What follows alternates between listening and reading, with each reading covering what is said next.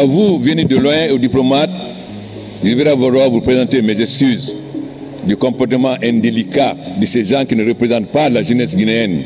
J'ai été étudiant avant vous, nous avons rendu l'Afrique fière de nous. Vous êtes comme des cabris, comme des tablettes, comme des cabris. On ne mettra pas de tablettes à votre disposition. Ce n'est pas un droit. Même en France, aux États-Unis, on n'a pas mis à l'élection des étudiants des tablettes. On a mis des ordinateurs dans les écoles. C'est notre volonté. Mais vous êtes indigne de cela.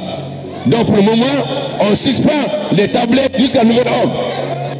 Moi, vous ne me pressionnez pas, vous pouvez sauter, crier jusqu'à demain. Ça ne me fait ni chaud ni froid.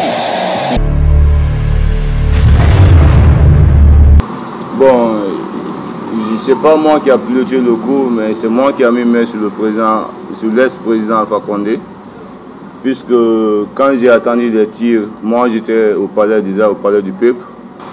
Ceux qui disent que je suis malade, c'est que c'est les Guinéens qui sont mal intentionnés, qui ne sont pas contents de notre action. Alors je ne peux pas les suivre souvent, quoi.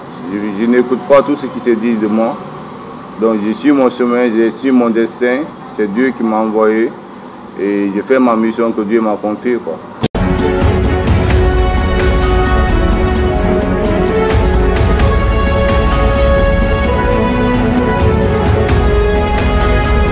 Et c'est ainsi qu'arrive le jour du 4 septembre 2021, la veille du coup d'État. Alpha Condé est rentré depuis quelques jours d'un voyage non officiel en Italie où il a rencontré un ami entrepreneur italo-érythréen du nom de Makonem Asmaron.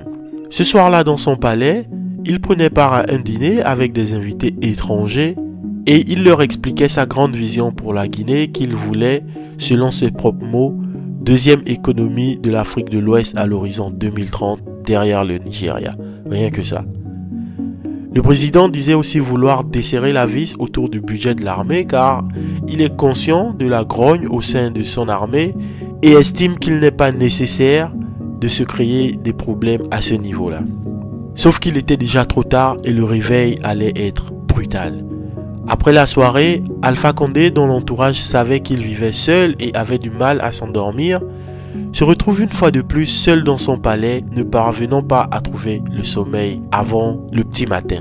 Il faut dire que Alpha Condé ne s'est installé au palais présidentiel qu'après une tentative de coup d'État qui a soufflé une partie de sa maison. Sa femme, Djené Kaba, vit ailleurs dans la ville tandis que son fils unique, Mohamed, réside au Costa Rica. Voilà oh denunkaye voilà voilà oh bila kolo kaye voilà voilà voilà bila kolo voilà oh denunkaye voilà oh yelo denunkaye voilà bila kolo voilà oh voilà oh yelo denu kaye voilà voilà denu kaye voilà la kolo kaye voilà oh denu kaye voilà voilà oh bila kolo kaye voilà voilà denu kaye voilà la kolo kaye voilà oh denu kaye voilà voilà oh yelo denu kaye voilà voilà denu kaye voilà la kolo kaye.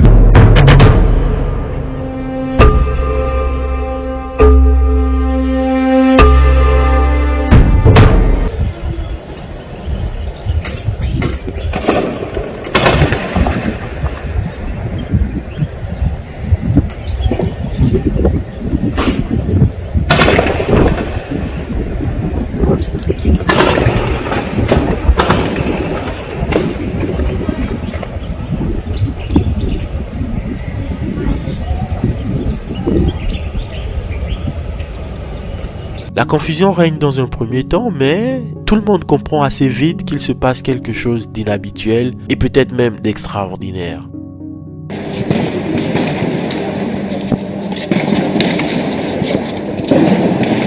Le groupement des forces spéciales, bien organisé et lourdement armé, avait lancé une opération ciblée pour renverser Alpha Condé.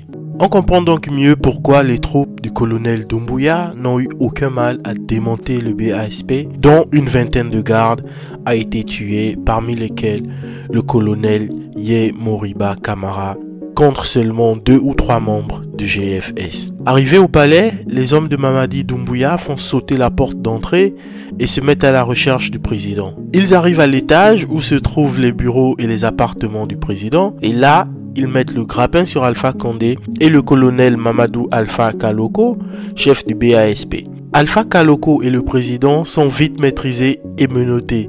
Si vous bougez, on tire, leur crient les soldats. Alpha Condé, qui était remonté pour prendre les clés de son bunker sécurisé souterrain, ne peut plus rien faire, il est cueilli à froid. Il est à ce moment pieds nus, en jean et chemise ouverte, et on le fait descendre dans un salon au rez-de-chaussée, puis asseoir sur un canapé, et là, il est filmé. Quelque temps après sa capture, des images de lui circulent sur les réseaux sociaux, où on le voit assis sur le canapé, l'air fatigué et abattu, vêtu d'une chemise pas totalement boutonnée. Ces images choquent mais symbolisent bien évidemment la fin de son règne sans partage pendant 11 ans. C'est ainsi que j'ai reçu un appel dans le talquier de mon chef, soi-disant de prendre le blindé. On avait un véhicule blindé que j'ai pris. Il m'a dit de prendre le devant et j'ai pris le devant.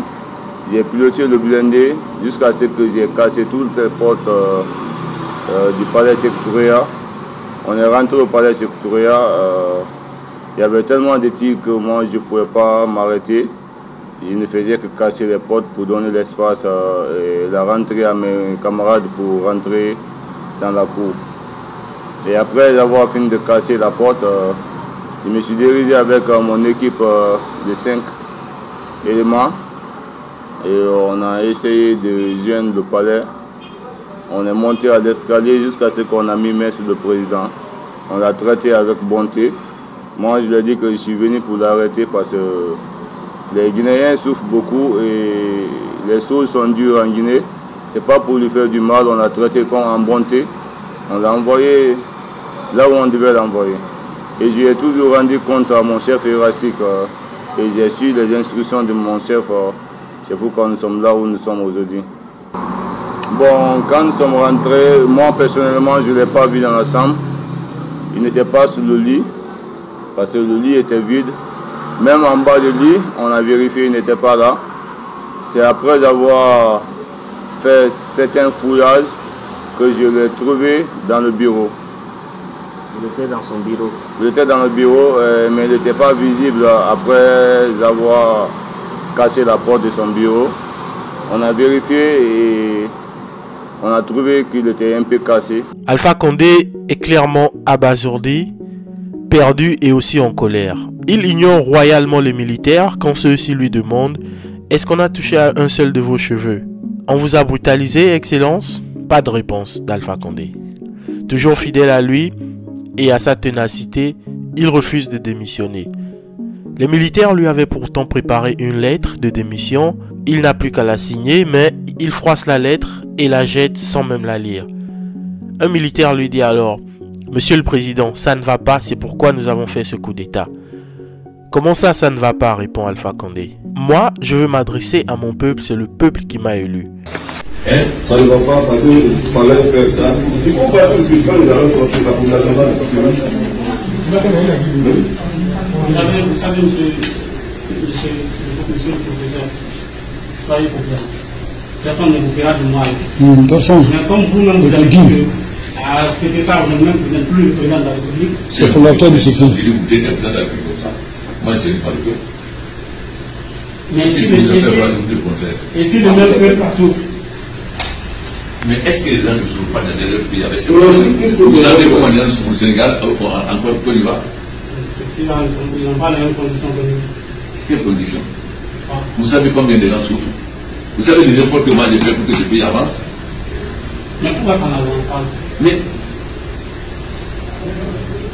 quand je suis venu, peut-être que ce n'est pas ma responsabilité. Mais est-ce que c'est le gouvernement? Attendez, le gouvernement ne me sert pas. Ça provient de c'est qui? C'est l'État. Qui vous envoie? Il n'y a pas de gamme dans les études là. Il paraît que quelqu'un est demandez. Je ne sais pas. Dans le cas, soit petit, il paraît que ça ne fonctionne pas. Non, c'est le gars courant. Et les moteurs qui sont en mer, là, le bateau qui est embarqué. C'est pour compléter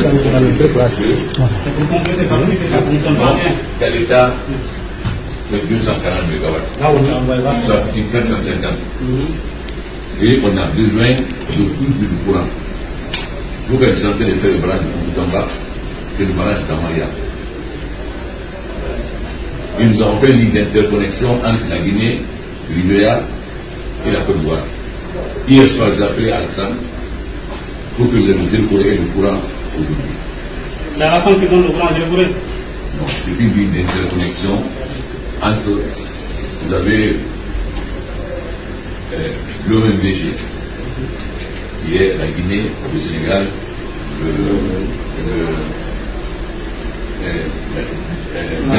Gambie et Guinée-Bissau. Vous avez l'OMVS, qui est la Guinée, le Mali, le Sénégal et la Mauritanie. Donc, on devrait faire des barrages ensemble. Donc, vous entendez, moi j'ai essayé de faire des barrages, seul la Guinée seule a fait des barrages. Mais on a un accord, on est obligé de leur donner du courant. Donc, on est en train de faire une interconnexion pour que les différents pays se donnent du courant. Et hier soir, j'ai appelé Alassane. Il doit donner le courant à Dembélé. Moi, je suis en train de donner le courant à la Guinée-Bissau, à la Gambie et au Mali. Les militaires lui rétorquent alors: Monsieur le Président, si nous sortons dans la rue tout de suite, la population va nous soutenir. Il faut accepter que vous n'êtes plus le président de ce pays, le peuple souffre. Avec sa ténacité qu'on lui connaît, Alpha Condé rétorque: est-ce que le peuple ne souffre pas aussi au Sénégal ou en Côte d'Ivoire? Oui, mais pas dans les mêmes conditions, Monsieur le Président. Encore plus énervé, Alpha Condé réplique: vous savez où se trouvait ce pays quand je suis arrivé? Vous savez l'effort que j'ai mené pour que le pays avance? Alpha Condé ne comprend clairement pas pourquoi il se retrouve dans une telle situation, mais il ne sert plus à rien de débattre. De toutes les façons, il est face au fait accompli. Peu après, le lieutenant-colonel Mamadi Doumbouya fait son apparition à la télévision nationale et déclare que le gouvernement est officiellement renversé. Il annonce la dissolution de la constitution, du gouvernement et des institutions républicaines. Selon lui, le coup d'État était une réponse nécessaire à la mauvaise gouvernance et à la corruption endémique qui gangrénait le pays.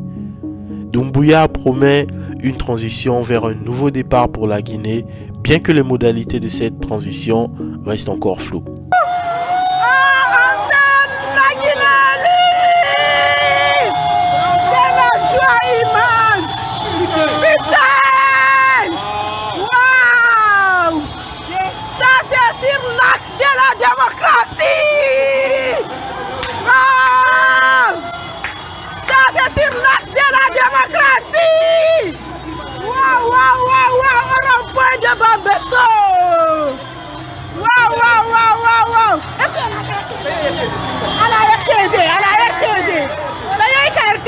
Voilà. C'est ça. Putain, t'as RTZ, mais on y a de nous.